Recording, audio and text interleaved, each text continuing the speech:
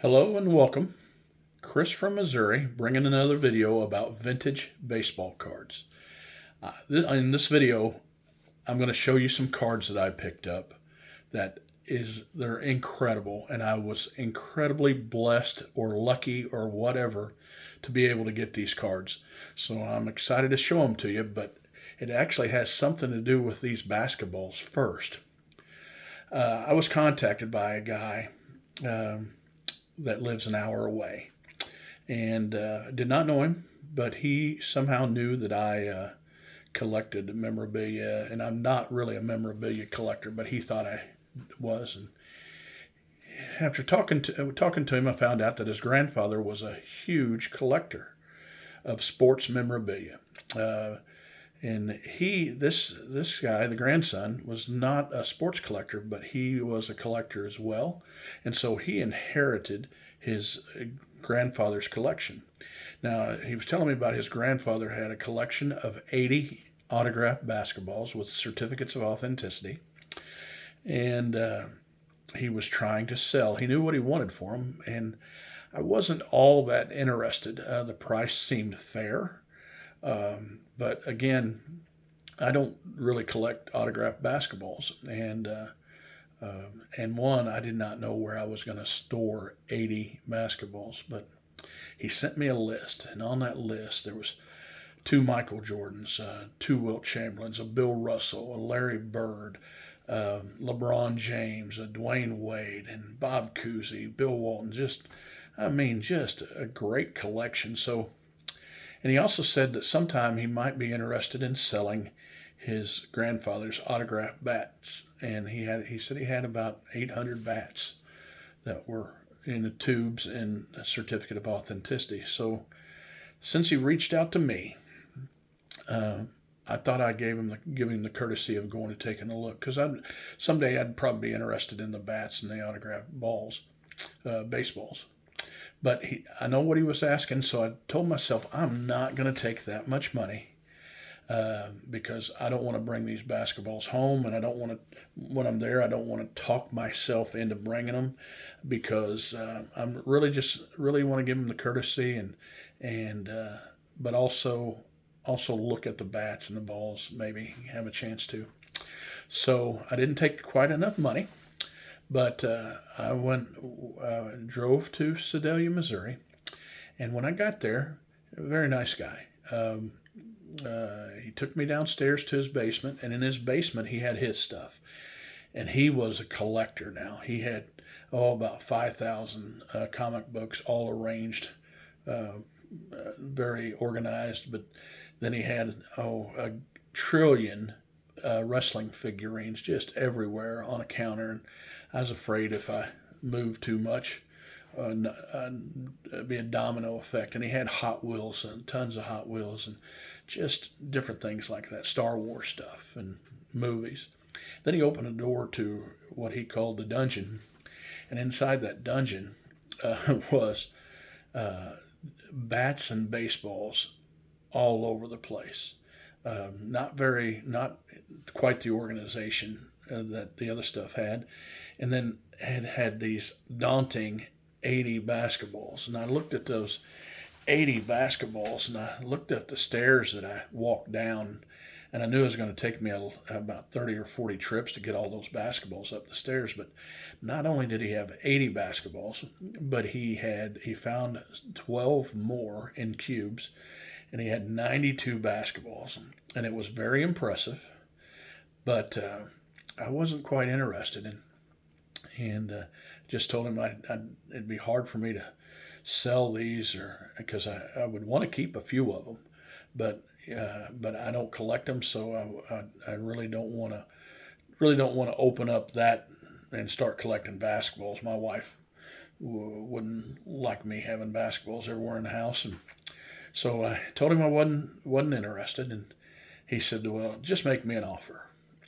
So I thought I was going to make him an offer low enough that he wasn't going to accept, and so I made him an offer, and he said yes.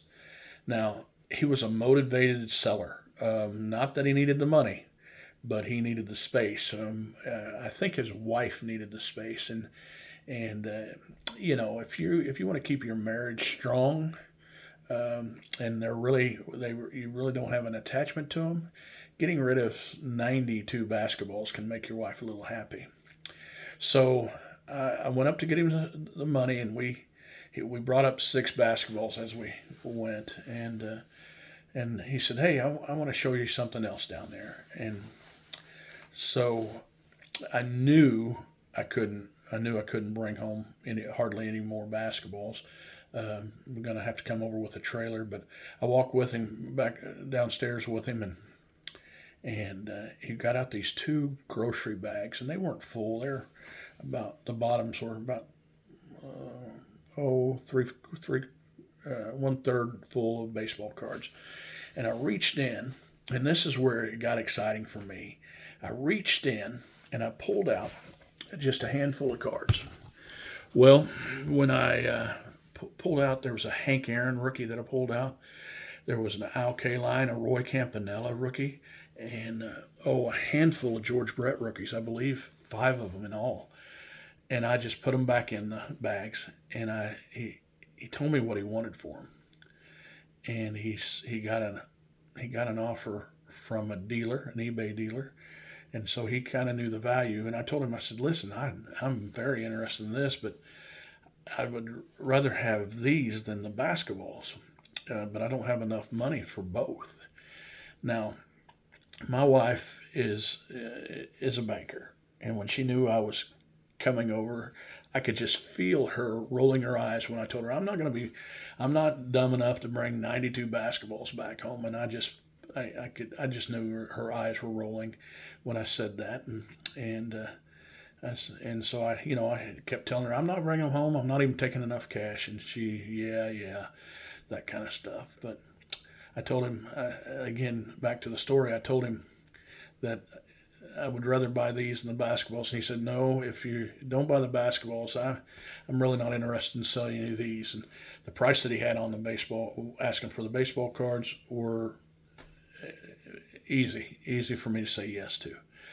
But I told him, I said, "Listen, I didn't bring over enough cash to buy everything." I said, "Would you take a check?" And he said, "Well, yeah, but if you don't mind, I'd like to call your bank." And so I said, "Okay." And so I gave him the number, and I said, "Whatever you do, don't ask for the president. Just don't do it."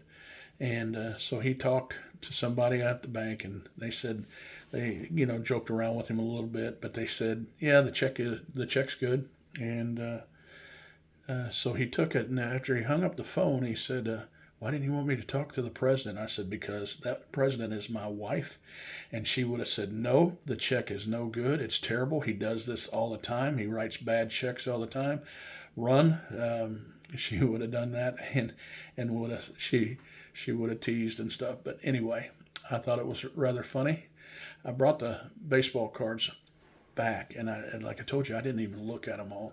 And the reason I didn't, I was afraid I was going to find like a 52 tops in there, and then I had to tell him, "Listen, like a 52 tops mantle or what," and then I'd have to tell him that, "Hey, you're not charging enough," and then it would have stopped the deal, and it'd be easier if I bought the collection, and then if I found something that was really super good, more than a lot more than what he's asking for the cards, I could at least contact him afterwards and maybe pay him more or that kind of stuff.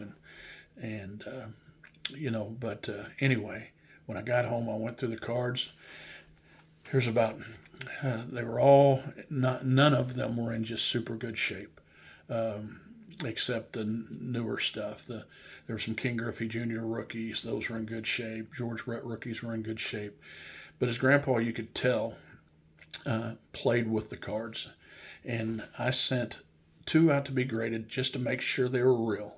Not that I didn't trust the guy. I didn't know maybe if Grandpa had been, taken advantage of somehow. And so I sent 2 off early. And then when they came back real, then I sent 25 off. And so I'm going to show you 27 cards. But I have 15 coming back in probably 3 weeks. And then I have about 150 total graded cards that I'll be showing at a later date that's part of this collection. But I'm telling you, these cards are not in great shape, but they all, every one of them was authenticated and graded, and I'm just so glad to have it. This stuff is just what a collector dreams of. First card I'm going to show you, 1969 Reggie Jackson rookie. How about this one, 1968 Nolan Ryan.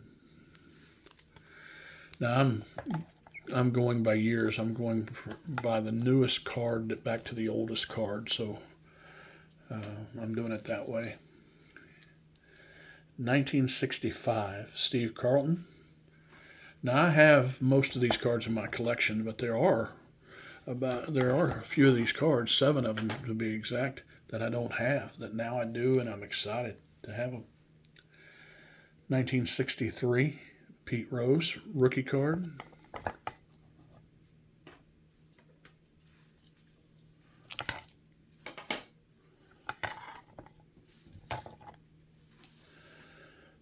1959 Bob Gibson rookie.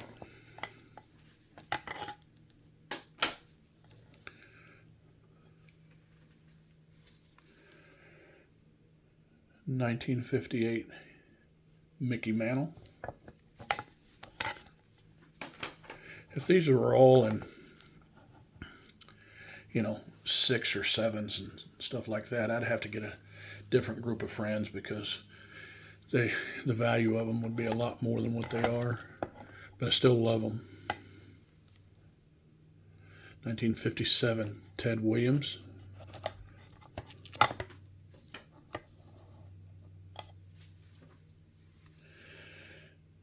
1957 Mickey Mantle. There was four mantles in this collection. One of them I've sent off. It's 1960 and it's autographed. 1957 Brooks Robinson rookie card.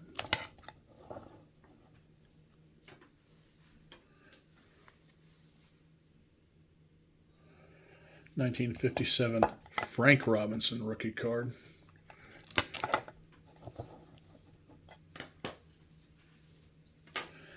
Now, hats off to this guy, and I know this, and a lot of you guys are Roberto Clemente collectors. As a matter of fact, I know some of you that are watching are, because you've actually reached out to me, and this card's not in the greatest shape in the world, but it's got a little snow here, but man, it's a Roberto Clemente rookie, and I have one in an SGC that I'm actually going to replace. I'm going to keep this one.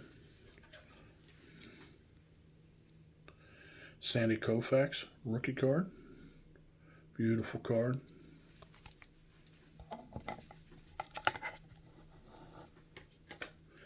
Here's some pretty nice rookie cards as well. 54 Al Kaline.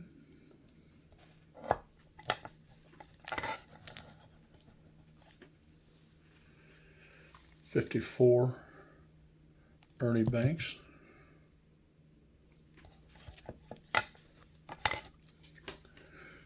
Oh, probably about 10 or 11 cards yet, but they get better. Hank Aaron in a 2. I've showed this card before. It was one that I sent off early.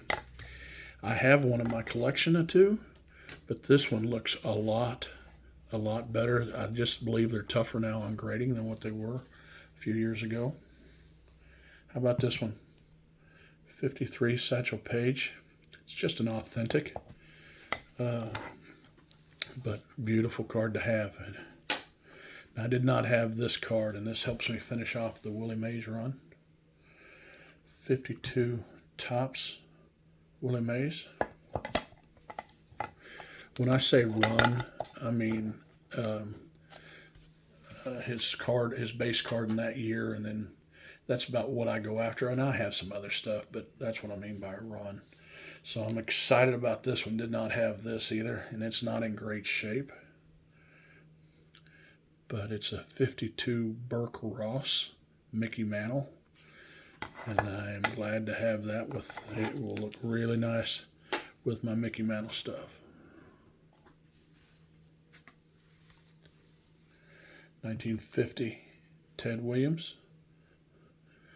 It's not in very good shape, but again, he played with them, and I love them. They're well loved. They're going to be well loved, but I'm just temporarily holding these for somebody else. Favorite card, probably most valuable card in this pickup. I know this wasn't a find in any way, but it's not going to keep me from calling it a find. I'm going to name this the State Fair find because today is the home of the Missouri State Fair. And the State Fair, the grounds was actually almost in his backyard. Joe DiMaggio play ball.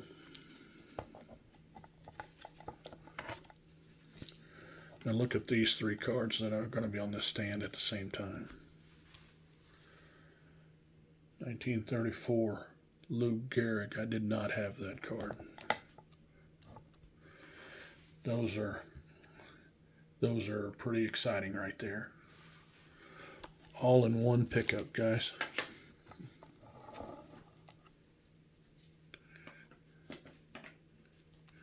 $1934 Jimmy Fox.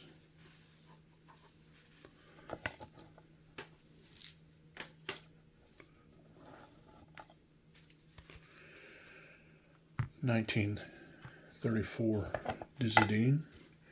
3 cards left, guys. I might be saving the best one for last, but not on purpose. 1933 Mel Ott. It's my first playing days Mel Ott card.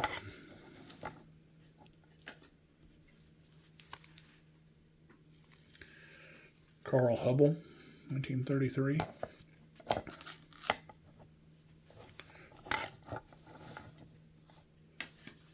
So I might need some help on this one.